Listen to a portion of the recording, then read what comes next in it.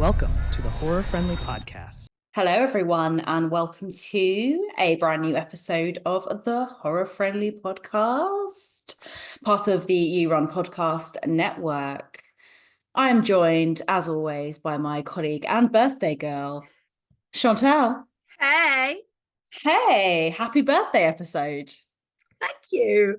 Yeah, very, very exciting. Very exciting. It's now your turn. I've Yeah. passed the baton. I do love that our birthdays are literally back to back. I Like, know. it's just, what are the chances? It works really well for the podcast, I think, because it's like we always get a birthday episode. Yeah, but it does mean we get a year of nothing and then 2 birthday episodes at the same time. Christmas. New Year's anniversary. Yeah, we're just patient. We've got to wait for it. Yeah. I'd agree with that. I think December borns and like November borns are patient people because even though it's only a year, it always feels like longer. It does. It does. I think we're very patient. Yeah. Yeah, let's go with that. Let's go with that. But I nearly forgot. So we actually watched 2 films this week. We did. Well remembered, Tal. I know, we were talking, obviously, I think it's no secret that when you record a podcast, you obviously don't sit in silence before the microphone's on. So we were talking about our big film and I forgot to talk about our little film with you first. So this is actually going to be completely interesting because I haven't heard your thoughts on this one. But I will just put it up so I can get that description first. Yes. So it is called Alice and the Little Green Man. Directed by Anthony Columbus, who kindly sent this film over to us. Yes. Very honoured that he wanted to hear our thoughts. But just to give you a little bit, and again, this is going to be our short review where we try not to give any spoilers, so we are trying our hardest. But a psychologist who rocks up on the doorstep of Alice Bell, a woman who claims that she's been abducted by extraterrestrials in the past. And I think Alice says she's been abducted like over 100 times. Like, she's E.T.'s biggest fan, apparently. Yes. Yeah, she can't get enough of the aliens. Wow. Or they can't get enough of her. Yeah. So this is it. So it's only a short, it's 23 minutes long. And what were your sort of first thoughts on it? I loved the way it looked. I think like visually, I think it looked really good. I thought the cinematography was really nice. The lighting was done really well, I think. I thought the acting was good. It was decent. And I think in the first 5 minutes, you're pretty drawn to it. I mean, obviously it's a very short film, but you know, we've seen a lot of short films and sometimes, you know, it can take a while to get into it, but I think that you did get into it pretty quickly. I think it could have been a bit unfortunate that we did see this film when we were having all those discussions, you know, in the last episode with Giselle Pellicot and lots of things. So I think the film kind of made us a bit angry in that way because we were quite riled up already. But, you know, it obviously wasn't, you know, I think we were angry for the right reasons, you know, but just because of the topics in it. Yeah. So that's the only thing, but obviously it was there for a reason. I think it was just a bit of a difficult thing to watch at the time. I think you're so right. I think it was so unfair, the timing that we watched this. And I have thought about it during the week because obviously I was thinking about it a lot today, knowing we were going to have this conversation. And I think this is one of those shorts that actually would benefit from being a long, like being a feature-length film, because I think it's, and again, it's really hard to, from what you've just said, like not give away spoilers. But I think it hits a really heavy topic really quickly. And I think that's really shocking when you've only got 23 minutes and you're not even like, you're only 10 minutes in and you're not prepared for that. And I think it kind of has to do that because it's a short. But I think it would work longer as a feature length because it would have, put reason behind it. And I think that's what's really hard in a short is you're only getting a snapshot. And I think the ending, like it all comes around to this big ending. And I just think, yeah, like that actually you could do so much with that. Yeah, that's really true. So yeah, I think it's got a really good premise. I think it's really worth a watch, but I do think it's really heavy, and you and I were not expecting that, which is hilarious. Yeah. But I think it's a really good idea. Like that's a really captivating thing where you're like this, a psychologist who specializes in I say that alien and supernatural activity, getting called to see someone because they've seen aliens over 100 times and has these memories. Like either they are like this chosen person or an alien themselves, or like something's going on. So I think that's just a really interesting concept. But yeah. Yeah, for sure. No, I think it's definitely worth a watch. Keep an eye out on our socials and everything so we can give you all the most up-to-date information as to where you can find it. But I think it's definitely worth a watch. I think it's really difficult because without spoiling it, it does have some difficult themes in it. So just kind of, I don't know, proceed with caution maybe when you're watching it. Make sure you're having a good day. Yeah. Because it's quite graphic. It's very in your face. It doesn't hide away from the sensitive subject. So but I definitely think it's got the shocking element and the horror element to it, basically based on kind of that scene alone. So I think it's definitely worth a watch. And yeah, I look forward to seeing what he does next. God, here we go. It's Chantel's choice. Okay, so yes. So for my birthday episode, I chose The Black Phone because, again, if anyone's listened to this podcast for a long time, you will know that I am a bit of a fan of Ethan Hawke. I just think he's a really good actor. So my partner is now staring at me on the couch. I want to throw something. So it is the 2021 horror mystery. Finney Shaw is a shy but clever 13-year-old boy who's being held in a soundproof basement by a sadistic masked killer when a disconnected phone on the wall starts to ring.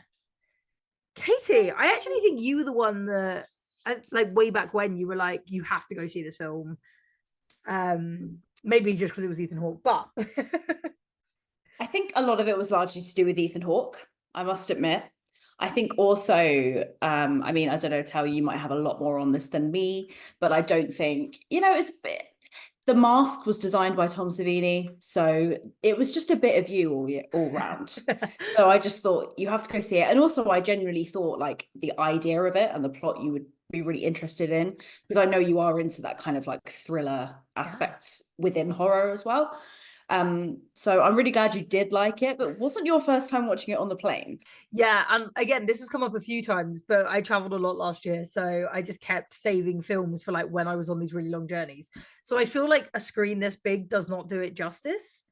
But I was like sobbing at one point because that little girl, fuck me, she's a good actress. Like there was some acting in this that I was like, it's a bit questionable. That little girl, and I'm gonna get her name because she's brilliant, Madeline McGraw. McGraw, thank you. I was like, Graw. She was brilliant, and it's the scene where she has to stand up to her father and she throws the vodka on the floor. Oh my, like I was literally there, like I'm on a plane, like people are looking at me, and I'm just like crying because this fucking kid is fantastic. So I think that was just, it just got me. And as you say, I love the bit of like detective work. I love that psychological behind it. I realized as well when I rewatched it for this episode, I am a true crime fan. And I'm aware there's like a bit of a sadistic thing behind that.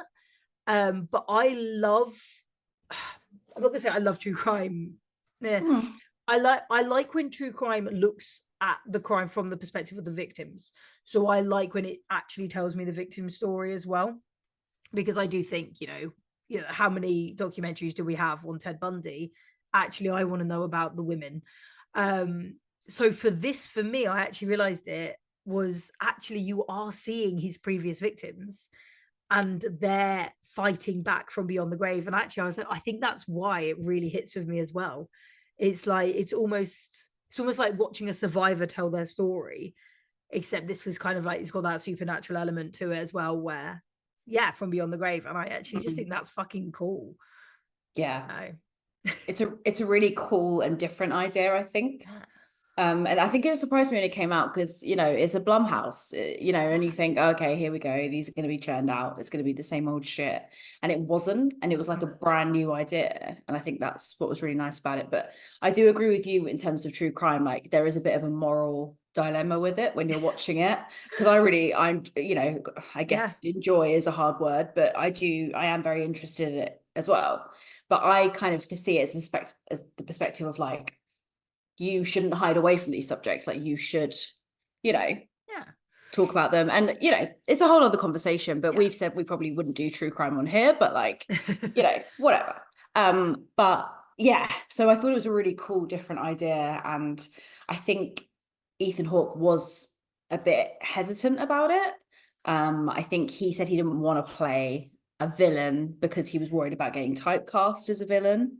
Because I think sometimes that does happen, maybe more so in horror. Yeah. But I think after he did The Purge, and I think it was Sinister, he kind of thought like, okay, I can get myself, you know, into another horror film and, you know, put myself out there again. But I know I did read an interview with him where he was a bit like, do I do this again? Because am I gonna, not again, sorry, but do I do this? Am I gonna be just like expected to play these kind of roles Yeah. now? I think, again, luckily for him, I think he's doing it at a time where he's got enough filmography and background that people are like, we've seen him in other things. However, it is that where it's like, well, is he getting to a point where actually he's only going to be turning up in horror?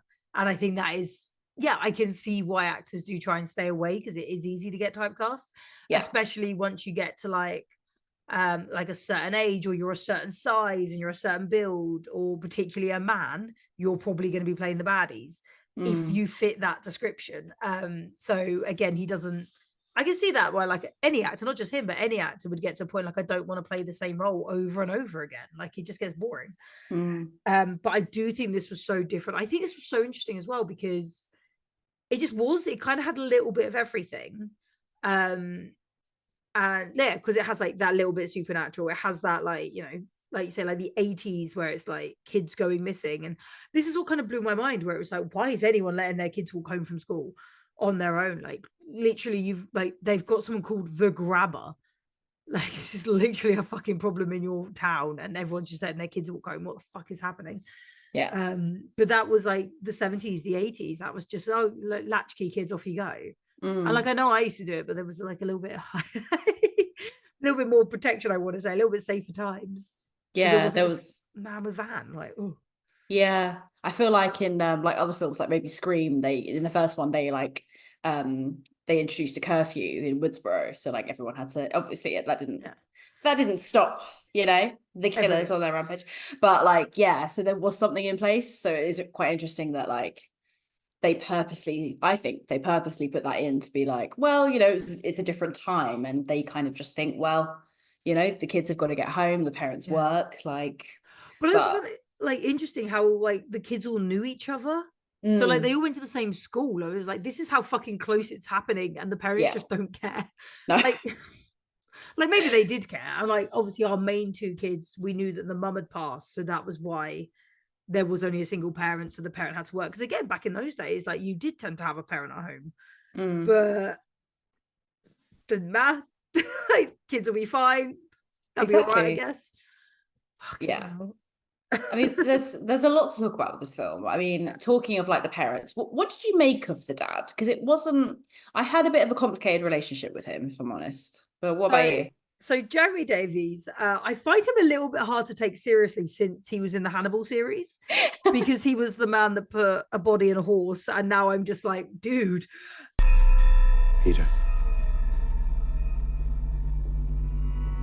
Is your social worker in that horse? Chill the fuck out. So I thought it was really heartbreaking, and I did actually read up a review, and someone was like, they were just really angry about his character, and they were like, I just don't understand like the backstory. And I was like, the backstory was in there. Like he said about his wife killing herself because she was like, she had dreams that were coming true and visions and everything. And again, like especially back in those days, no one would have believed you. She'd have been fucking considered a witch. Like, yeah. Or there may have been more to it. It may have been like mental health, it could have been schizophrenia or something. But the fact they were coming true does make me think it's just supernatural. And I'm gonna keep saying that word tonight. But again, so I think he was a piece of shit. Like, he was a terrible fucking dad, but he was a dad trying to raise two kids while grieving, and he didn't know what he was fucking doing.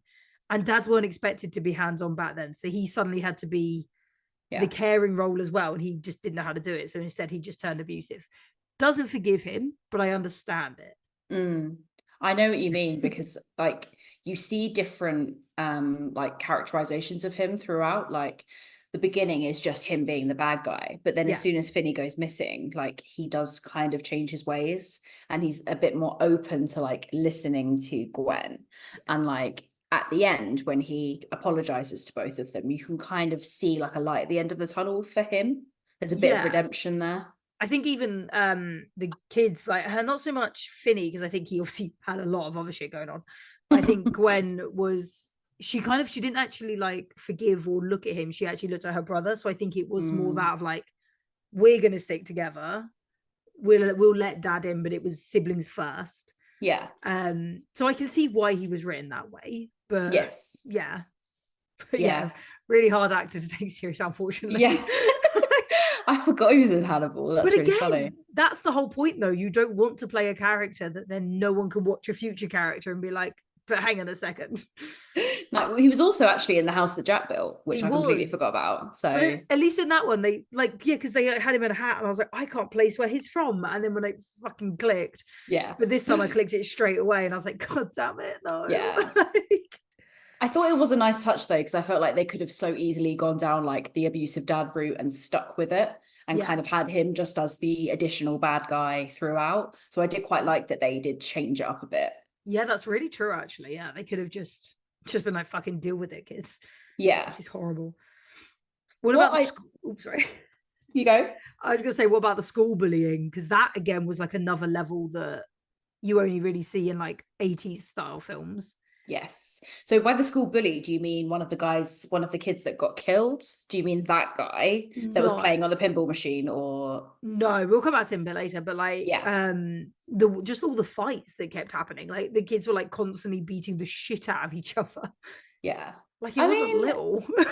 No, it wasn't. Like when you saw the first one, obviously you see Finney getting beaten up a lot. You kind of start to like get to know his character a lot more. Like he doesn't really stand up for himself, he keeps himself to himself. And then you see Robin kind of like get into the fight, and it's a very, as you say, it's quite a gruesome fight. Like his hands are all bloody, and when they're fighting, you can kind of think like Robin's not going to be able to take this guy's fucking huge, and then he suddenly does, and you think, and that at first you're kind of like, is Robin a good guy, is he another bully? You're not really sure. No. It's when he came into the bathroom like a couple of scenes later, and those three other kids were like gonna take Finney, and Robin walks in, and I'm like, he's so puny. Like, and not to diss, the kid's still like growing, but I was just like, when you think back at like our school bullies, again, there was normally like a stereotype that was slightly true, or maybe kids just were scarier because we were also kids. Yeah. But I was just looking at him going, is he meant to be the scariest one in the school? Because again, like later when you meet the big school bully, he's a big guy, and you're like, I can see like two police officers trying to restrain him. That makes sense to me why you'd be scared of him. Yeah, like he was obviously an older guy as well. Like, there was that as well. It was funny, and I really loved their relationship, like, because it is such an unexpected one as well. Like Finney and Robin. Yeah, because I feel like, again, they could have just gone down the route of like, I don't know, Robin just being another bully, or being kind of someone that gets into a couple of fights, and they didn't have to give him as much like depth as they did. Which is what kind of stands apart from me from like other like recent horror films, is that they do, in this film, I do think they do things differently. But yeah, I just loved it. And then like, you know, they both kind of like were giving each other, you can just tell that like they were giving each other tips. Like Robin was saying like, oh, you're going to have to stand up for yourself eventually, kind of foreshadowing what's going to happen. And then like Finney's like, do you need help with your homework this week? And like it was just there wasn't a lot of dialogue between them for the entirety of the film, but the bits that I saw, I thought were really sweet and nice, and it just makes you feel more for Finney and for Robin. But I think as well the fact that it was Robin's voice at the end on the phone, like talking him through it. I think it was so perfect that it was him. So Like perfect. it really sucked that obviously one of his best mates had been killed, but the fact that it was him on the phone being like, this is the last time I'm going to talk to you, you've got to and then it was like, if you can't fight for yourself, fight for me. And I think that is such a thing, like in your brain. Like, how many times have you had to stand up for someone else but you couldn't do it for yourself? And I think that's so fucking true. So when Robin said, I'm going to become one person at this rate, I was just like there, like, oh my god, this kid was like generations older than he should have been. Like, he was an old soul. A very old soul. I'm not strong enough. You have to be. You're getting out of here. If you can't do it for you, do it for me. What does it matter? Because I don't want to die for nothing. I want to at least have died for a friend. Yeah. As I say, that scene in the bathroom was a little bit like, yeah, like a little bit awkward with the acting, but we'll forgive it because they made up for it later on the phone. Yes. Yeah, that's true. I guess at that point on the phone, it's become way more of an emotional thing. And Finney is so like emotionally exhausted and everything. But obviously we'll get to that. But like, yeah. So maybe it is just kind of a different vibe at that point. But yeah. But yeah. I don't even know where to start. I don't know whether to talk about the grabber. There is one question I do really want to ask you about this film. Okay. I do know we're going a little bit back and forth, and I want to focus on the kids and the grabber. Yeah. But I do want to ask you before all of that. Do you think the whole Gwen thing, predicting things, dreaming about things, and obviously her mum having that gift as well, do you think that was necessary to the film? Do you think it could have just been about a child murderer and that would have been fine? Interesting.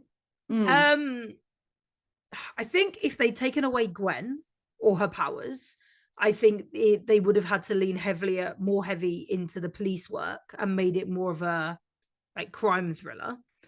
Because obviously Gwen was doing half the work for the police. So I think they'd have had to go that way. I think the actress they chose was so fucking good. I love that character. And I loved the like sibling relationship. It was funny though, because like the first time I watched it, I was like, and again, I keep saying it though, where I'm like, oh, this film is so different. However, and I'm going to really contradict myself now, but between watching the film the first time and most recently, I then like did a bit more research and found out that it was based on a book by an author called Joe Hill. Joe Hill is actually Stephen King's son. And I think the reason he goes by Joe Hill is so that he can kind of move away from the King name, try and like, you know, make his own path. The only thing with that is as soon as I found that out, this film feels very Stephen King. Because as soon as Gwen came on the screen and started doing that, I was like, well, that's The Shining. There was like, you know, there was police, they were doing their work, but there was supernatural elements. And it was very much a Stephen King story that it was never just black and white. There was always something extra. So all of a sudden I'm like feeling awful because I'm doing the same that everyone else will and just comparing him to his dad. However, he has written this very much in his dad's style. So I find that really hard because I'm like, actually, it's literally Danny. It's literally Danny's fucking power. Yeah. Actually, not quite, because she sees the images, whereas Danny could talk to. Yeah, he was like more telepathic, right? Yeah, but it was still that where it was like a normal horror film, but suddenly a kid's got a telepathic ability, and that was kind of like the random extra. Interesting. Again, I was like, it's kind of because imagine every horror film if one character could just dream the answers. Like the horror would be much easier genre, but like again, imagine how easy life would be if you could just dream the answers. And I know there's people out there who like, you know, have a way of like figuring things out. I'm not one of them, but it's so as soon as I saw that, I was like, fuck, that's actually kind of put the whole thing into a different perspective. And now I'd like to see some more of his work, because again, I think this is kind of, unfortunately, is very Stephen King-esque. So I'd like to see some more stuff that is very much more him rather than, again, always being compared. Yes. And now I've ruined it for everyone. Now everyone's going to compare. Well, yeah, I mean, it's funny because like this would kind of seem like something I wouldn't like in a horror film. I'd be like, just keep it to the killer, like keep it with this and that. But weirdly, I thought it really fit with like Yeah. the vibe of the film.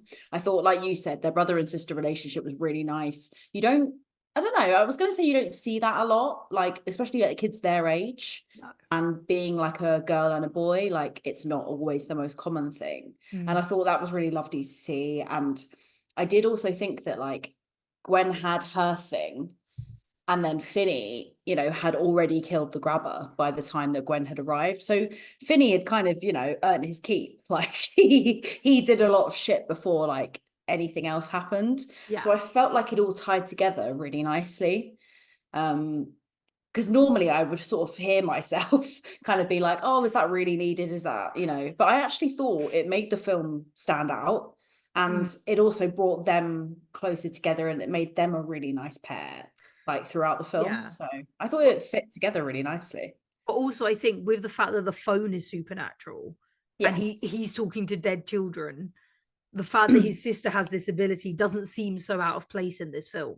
No, that's true. Like, That's if it true. was only her having that power, Yeah. then I think it would be more questionable. Yeah, because at first I was kind of like, obviously I already knew about the Gwen's, what ability she had. But at first I was kind of like, is Finney just hallucinating all of this?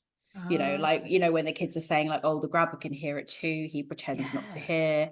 And you sort of think, has he just gone mad and he's just hallucinating? Which could, I guess, be an option. But as you say, because Gwen also has those things, like it did like tie quite nicely together. But then you also get, as I say, as he goes, like, meets more of the kids and learns more, like the bike code, that means, well, it has to be real. Because That's true. How else would he have known that? Well, I suppose he could have found the numbers, but like, this is it. The clues were all in the room, but it was the kids like pointing stuff out to him. So it could have been that he was hallucinating. That's true. Maybe they did that on purpose to make you think like, was this him hallucinating? Or, Maybe that's why Gwen was getting so pissed off that Jesus wasn't listening, because he was like, I'm trying to help your fucking brother. Like, give me a minute. Jesus, what the fuck? Jesus, what the fuck? I love, like, she is so fucking sassy for a kid her age. Like, her fucking potty mouth. Like, I know I'm not one to talk, but Jesus. Oh, she's great. And just when the police come and see her for the first time, and she's like, what, I'm the grabber? Yeah, like, it was the fact that even the teacher was like, what are you saying? Yeah. She was like, but at that point, like, that was before her brother was even taken. So she was just like having to go at the police for no fucking reason. I was like, you're fucking great. Like, It was so good. Yeah. She was fantastic. No, she was. Yeah. A lot of praise for her. Yes. Oh, I mean, are we going to talk about the grabber? I feel like we have to. Like, he's quite a big part of the film. Absolutely. What was that review you sent me the other day? I think that sums it up perfectly. Bear with me. I have to find the picture to put in the video now. But it was so good.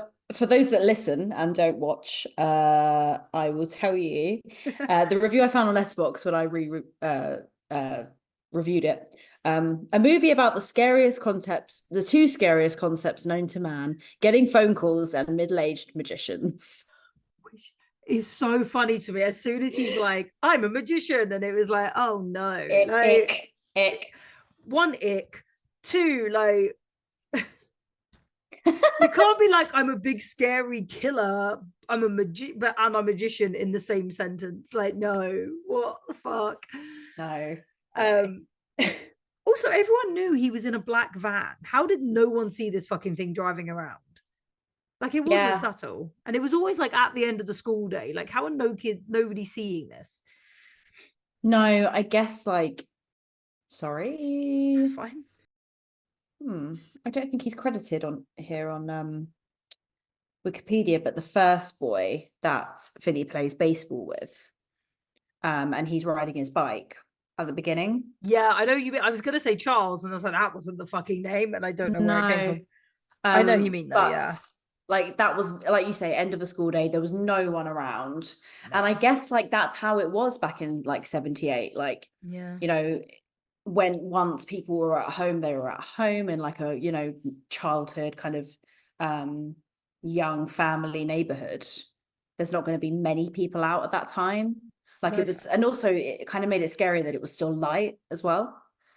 I did really like those scenes that you only saw a couple, but the ones like not Finney's scene particularly, like Finney's scene was great, but the boy at the beginning, and not Bruce. Bruce, thank you, Because they were Bruce. all cheering it. And I was like, I can hear the name. I was like, Yeah, Bruce and Robin's scene. Robin, you Yeah. see a slight thing of the grabber as well with the balloons, and the grabber seems to be kind of wearing something a bit more like flamboyant in that scene as well, which is kind of interesting. But anyway, but to your point, like it kind of made it scarier, I think, that like it was still daytime, but it was just right place, right time for the grabber, I think. No, I think you're right. I think it was literally that where he was like, oh, cool, kid on their own. Hmm. Mine. And yeah, it was really fucked up. I did like the one with Robin where it was like just him in the background, because you didn't need to see Yes. any more of that than to know what was about to happen. Exactly. And that was freaky. Yeah. It was the black balloons that we'd obviously already heard about as well from the sister. And then he was like, oh, those black balloons. And then you're like, oh, fuck. Like, we already knew what was coming. It was like, oh, fuck. And again, it was the Ted Bundy move of, oh, I'm dropping everything. Oh, I need help. And like, obviously, and again, like people used to go and help people. And I love people would be like, fuck you, I still help. But there is a lot more hesitancy to help strangers because we've seen what fuckers will do. Exactly. So It's funny. yeah. It's not funny, but when we always talk about like someone pretending to be in distress in order to like kidnap someone, you always reference Ted Bundy. Ted Bundy, and I reference Buffalo Bill. Yeah. But again, I'm pretty sure Buffalo Bill got it from Ted Bundy. So Exactly. Yeah, like when he was helping moving the sofa into the van, you know, it's the same kind of thing. And that bit is so scary. It's always the seconds before it's about to happen. I always feel so tense like watching it. And Ethan Hawke is so fucking creepy in it from the start. From the moment you see him, there is nothing fucking redeeming about him. His appearance, his voice, his personality. He is just ick. Yeah. He plays creepy a little too well. Yeah. And this is my problem. Like, I really appreciate him as an actor, but the more of these he does, the more we're gonna have problems. I'm like, just something creepy. But it's like when he sat there waiting. I'm trying to think. So Finney's in the basement. He's gonna come upstairs, but one of them on the phone was like, "You don't go up. He's waiting for you. He's playing bad boy, Naughty boy. naughty boy." I was like, and he's waiting for you to break the rules, and he's just sat there topless, waiting for a child. And I'm like, there is nothing redeemable about that. That's fucking creepy. And the thing is, he doesn't even do anything. Like, Finney doesn't come up the stairs, so we don't actually. Nothing inherently creepy happens, but it's enough. It's like insinuated, like naughty boy, and the things that he's like says, and like, and also there's like, it's kind of like trophy hunting. That there's no he's not even giving Finney an inch. Like as soon as Finney would open that door, he would be on him like a shot. Like there's no kind of chase involved. It would literally be like, I'm in charge here. This is like, you know. Well, that was it, wasn't it? He left the door unlocked, but he didn't tell you could leave. So Exactly. it's that fear, and it's fun. It's when he actually catches him outside, and Mm. the two porch lights come on. Oh, And it's that where he's just like, I'll gut you like a pig. And it's like, you Mm. know, he's not lying, because even Oh, though yeah. that's not what he wanted, he'll do it for his own survival. exactly. And it's so, but like, please, just look out the window, fuckers. Mm. Like, Oh, really upset. I know. I was like, please. I know. I do love how they build up that tension with scenes like that, though, as well. Like, there was a lot of it in this film. A lot, yeah. Yeah, there was a lot going on. Like I remember like watching back when rewatching this was, you know, watching the scenes of him getting ready, like learning how to fight or like trying to get through that wall. I was like, the grabber could just come in at any moment. Like, but you know, he has to do something. He can't just sit there. Like, but you just think, fuck, he'd come in at any point, like seeing you do all of this. Can you imagine as well getting that far through a wall, getting into the freezer, and then realizing it's locked on the other side? Oh, The actual heartbreak. it really was. And like Finney had tried so much, and everyone had like been trying to help him as much as possible, and he was just done at that point, and that was so sad to see. I mean, it was Mason Thames Thames. It was his first film. Oh, And I was thought, it? yeah, I thought it was amazing. And I just felt like when he just sat there and cried just after getting through that wall and realizing there was no like hope, it was just so sad. And then obviously he gets the phone call from Robin, and you think, okay, we can do this. Like game changer. I think that was it. That was make or break. Yes. And it had to be Robin that made that phone call, because had it been any of the others that he didn't know as well or didn't know at all, it would not Yeah. have had that impact. No, No, not at all. We'll come back and say, like, we'll probably circle back to it. I was going to say, just while we're talking about the boys on the phone, like, what did you make of them? Because I kind of loved that each of them was so different. Yeah, me too. Like, I love it. One of them was just like, fuck, what kind of fucking question is that? Like, immediately angry. Like, I was like, great, straight off the bat, let's do this. Yeah, he was just fucking fuming, that guy. I liked it because, yeah, as you said, like, I like the different personalities. I like that it wasn't all just like, oh, we're here to help you, Finney. Like, Yeah. you know, like that guy, he was genuinely up, like, he was a hothead anyway, but he was pissed off at the fact that he died. Like, he was just like, fuck. I liked it. I just thought it was nice. Like, each boy kind of had like a different kind of personality to them, and just the different ways that they communicated with Finney. It was nice. And like you said earlier, like, I think Finney kind of knew of each and every one of them, I'm pretty sure. Yeah. So yeah. I think maybe the first one he didn't, but he'd heard of them through like the newspapers. And yeah, I know obviously the one he played baseball with, but yeah, no, there was like Bruce and stuff. But yeah. Yeah, what did you think of it? Because I found it really good. Yeah, I liked it. Yeah, no, I think it was, as I said, I liked that they each had like a different personality. But I think that showed as well like what each of them had discovered. So it was like, for a really terrible comparison, it's like an escape room where each of them had one piece, and it was only by Finney that they had all the pieces they needed to get out. Obviously much more sinister than a fucking escape room, but it's the only analogy I have. So it was kind of nice that like each of them was like sharing that, but it was like, oh well, that was my bike lock, and then but he couldn't remember because he was one of the first. So because it was that, and I think that was it as well, because like a lock for us nowadays, they don't work on like 32, 33, 1. So it was like when I first watched this, I was like, what the fuck's he talking about? And then like I saw the thing and I was like, that is a very different lock to anything I've dealt with. Yeah. As like, soon as he said that, I was like, I would be fucked. Yeah. We'd have seen that code and been like, great, we've got this. And then we'd have got to the padlock and been like, what? Yeah. Yeah, because I saw him doing it and I was like, wait, what? That is not what I was going to do. Yeah, so I was like, that's fine, fuck it. Yeah, at least they understood. And then it was like the carpets and like pulling the things off. And then like, it was just enough of everything and all the dirt from the wall.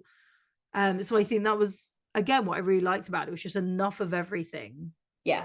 To bring him down. And it was almost like they were all working together, as I said, from beyond the grave. Which is why I think this film sticks with people, because it is that where it's like, the ultimate revenge. Yeah, it really is. Like, they all come together to try and take down the grabber. Yeah. Which is nice. It's a lovely film. It's a lovely film, but my only problem with this, not the problem with this film, but the problem with the grabber, is the grabber died, yes? Correct. They are making a Black Phone 2. With Ethan Hawke. So Ethan Hawke is in it, is he? Yeah. Or at least he was on the poster I saw. So unless that was a fan made one, I'm just going to double check his IMDb. But as far as I know, he is supposed to be in it. Interesting. It could be a prequel. I was hoping that. Like, if it's going to happen, I'd rather... Yeah, Black Phone 2, he's already listed. So it's supposed to come out next year because it's supposed to be in production. Okay. So, because I was like, if it was a prequel, I'd like to see more of the other boys' stories. Or if it was a sequel, I'd like it to focus more on the sister. So Gwen going down there, because she's already got like, I can't remember to call it, like psychic abilities. She might be able to like talk to like spirits or use the phone, because the phone's some weird supernatural thing. Maybe talk to the grabber via the phone. I don't know, but I just don't see how they're going to do it with the grabber alive. Yeah. Are the other two scheduled to be in it? That is a very good question. Let me have a look. Let's look into There's this. me being like, this is what has to happen. I actually have no idea if they're even like planned. But it is Scott Dickerson again. Oh, yeah, Finney is back in it. So is Dad, so is Gwen. Okay, Oh, okay. so is Robin. Possibly. Okay. Wow, okay. I have no idea. Right. Yeah, this is weird. So they're all going to be in it. Again, they might be like flashbacks. So Yes, they could be It could- flashbacks. yeah, but I just don't know how it's gonna, because again, unless it's gonna become like the next Jason, where it's like, oh, fooled you, I wasn't actually dead. I low-key hope that's not the case. Me too. We don't need more of, as much as we Yeah. love Jason and Freddy and Michael, we have enough of those four characters. Yeah, so this is my issue with with Blumhouse. Because oh, okay, Katie hates Blumhouse, we get it. But Well, like no, I don't we I don't don't hate hate Blumhouse. We Blumhouse. like their first ones. It's We when like you their get first like ones. Insidious. How many Insidious fucking films are there now? Yeah, there's a lot. Too And many. they're bad.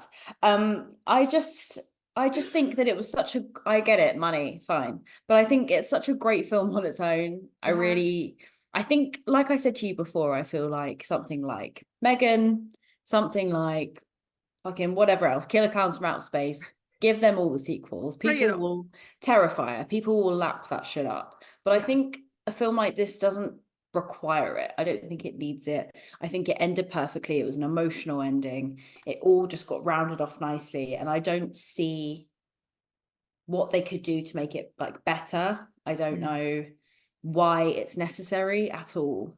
You know? For me, this is like Silence of the Lambs. Like it's because it's that detective style film, which means, well, once you've got a conclusion, Exactly. the film is wrapped up.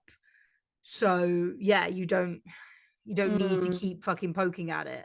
Like the Grabber's a scary fucking character, but he's not supernatural. No, Well, and is that why the phone keeps ringing? Oh God.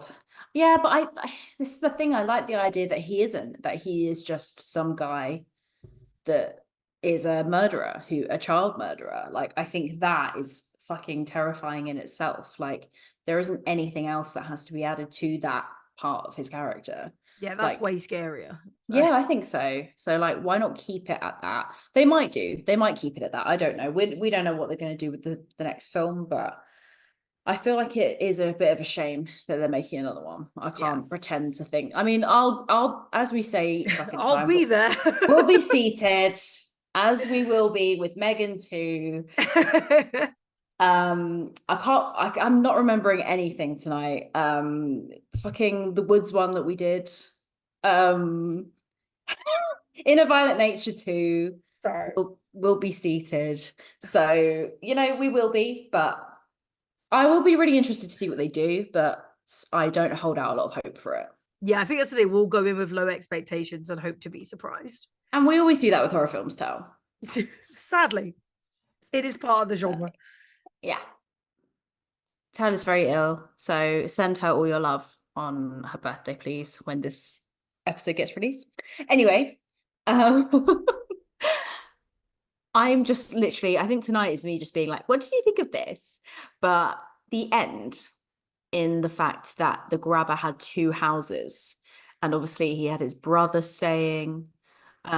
What did you make of the bodies being found in a separate house and the police actually going to that house first? So I actually think that was genius. Maybe genius is a strong word, but I liked it because if the girl was getting the senses from the boys, it makes sense that they would be where their bodies were. Correct. Yes. So that to me made a lot of sense, and that's that, especially when she came along on the bike and saw the 5 of them in the road. So I think that made a lot of sense. I also think, as you said, it was really nice that Finney had that moment of like strangling the Grabber and like, like fighting back, as it were, and he had everything in place and everything was meant to be that he'd worked on with these boys. And then that moment where he walks out the house and like his sister sees him, that was fucking beautiful. What pissed me off though is the black van was right there And all these fucking police officers, not one cunt turned around and saw it. Yeah. Police. Like, I understand that they were like looking in the house, but one of them stayed outside with the girl and she was sat on the floor having a fucking breakdown. He wasn't working very hard. He could have had a little look around. It was right. It wasn't in a garage. It was right there. But no, I think my only thing that would have made more sense, and I know they were like, oh, the grabber said, oh, my brother's staying with me. But the only thing that would have made like more sense is like, what's the chance of him owning two houses and not that one of them was his and one of them was his brother's? Like, yeah. We don't know what the grabber said was necessarily true. Like, that was it. You know. kind of get left with that, like, oh, he had two houses, and it may not have been that simple. Yeah, or they played it out like it was, and it might have been. I was, you know, again, maybe he was a very successful magician. That could afford two houses. So that was it. That was the other thing with the brother as well, where it was like, one, he was deputy so and so from Sinister, correct. But also he made that whole fucking map thing, which meant they were in the fucking house earlier in the film, and he didn't click that it was his brother until like, and then he was like so excited to tell Finney how he figured it out. I was like, for fuck's sake. Yeah, just rescue the little boy. Like... Yeah, be proud later. Tell the police this fucking 10-year-old just wants to go home. Yeah. Oh my god. What did you think of it? I liked it. I thought it was nice. It was nice to have like an additional character. Again, I thought it kind of added a different layer to the film that they had, like the grabber had.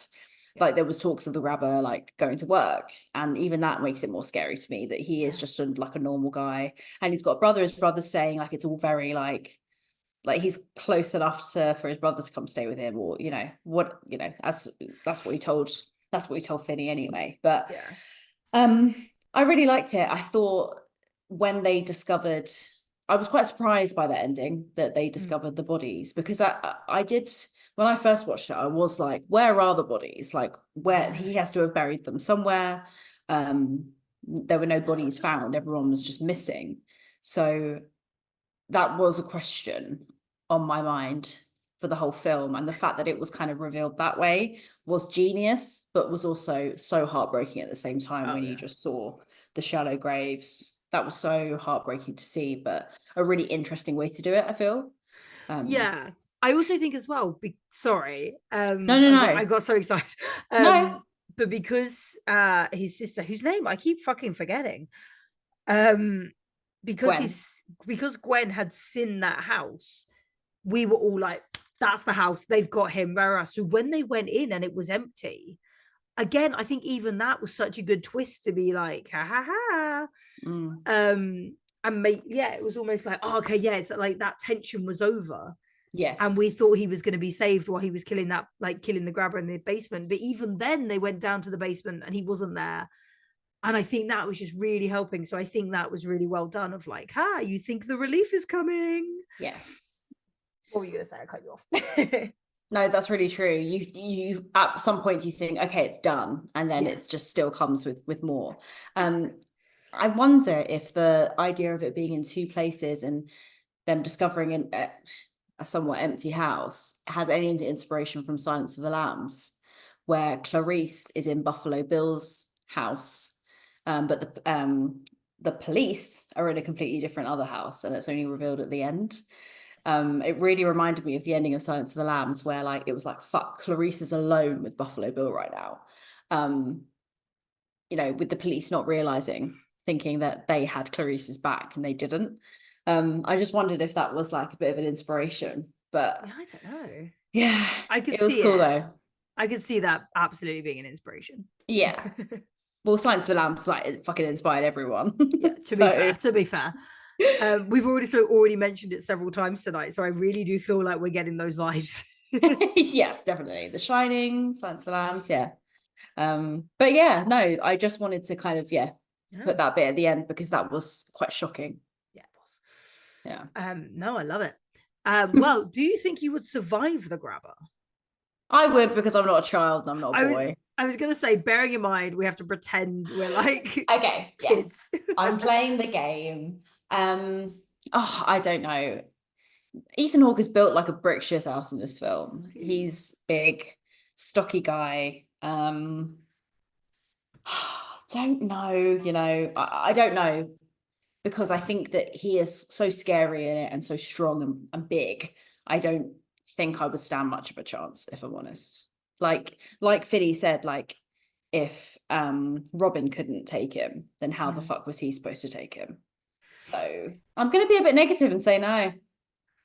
What about you? I think that's fair, because I was kind of like, yeah, because you've got all the, like, you know, the voices on the phone. I'm like, yeah, but actually someone had to become a voice.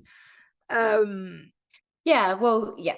I just still think like it takes a lot of strength to like strangle a grown man when you're a child yourself. And Yeah. but then he was in full survival mode and he had this adrenaline. So I guess maybe if I was in the same position as Finney, maybe I could. But I think there's a lot that has to go exactly right. I mean, and that's the whole point of the film, but there is a lot that has to line up perfectly. Yes. For Finney to survive. And I think the chances of that happening twice. Maybe we won't survive this one. I'm thinking no. I'm thinking nah. Although now that we're grown women, we might be safe. We might be. Well, maybe from the grabber. Maybe from the grabber. There's still Michael Myers out there. And what was your spooky moment? And what are your spookies out of 5? So weirdly, my spooky moment is going to be, I don't know if you remember this bit, but when Finney wakes up and the grabber is watching him sleep, and then he leaves, and I have to try and clip it in if we can on the YouTube video, but when he's like got tears in his eyes and he was like, I just wanted to look at you. I just wanted to look at you. It just like sent fucking shivers down my spine, and I thought Ethan Hawke was so good in that scene. But also it was just so creepy. So that was my spooky moment, because I always have remembered that. Every single time I watch this film, I just remember that scene. So a really small scene, but it stuck with me for a while. And I'm gonna give it 3.5 spookies out of 5. I really like it. I've got a lot of time for it. I would definitely watch it again. I think it's a really decent film, but I just think it sits quite nicely at sort of 3.5. But I think after talking about it, like it was going to be a 3, but it's a 3.5 now for me, I think. I just think it's great. Ethan Hawke's great in it, and I think there's so much in there that makes it stand apart from modern horror films. So what about you? I actually don't know my favorite spooky moment. I think it's going to be actually when he's doing the lock on the door and like grabber's right behind him asleep, because again the way they shot that, just it's so tense. Like your hands are sweating and you're like, oh come on Finney, you can do it. Like it's and then he gets caught and you're like, just no, like you deserve so much better. So I think that's got to be it for me, because it was just really tense. I think I'm going to give it a 4 out of 5. And this was it. When I first watched it, I was like obsessed. I was like, this is brilliant. I don't know, I still love it, but I think watching it this time around, there was just a couple of bits where I was like, the acting is not 100%.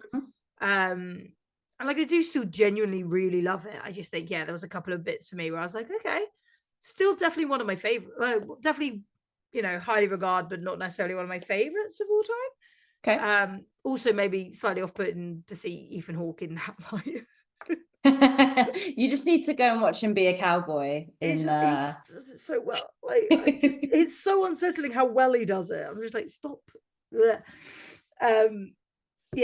Go after this, go and watch him in something else where he's dreamy. It's the least you could do for yourself on your birthday. At least for your birthday, go watch Ethan Hawke. Mitch will be thrilled. Amazing. That was the Black Phone episode.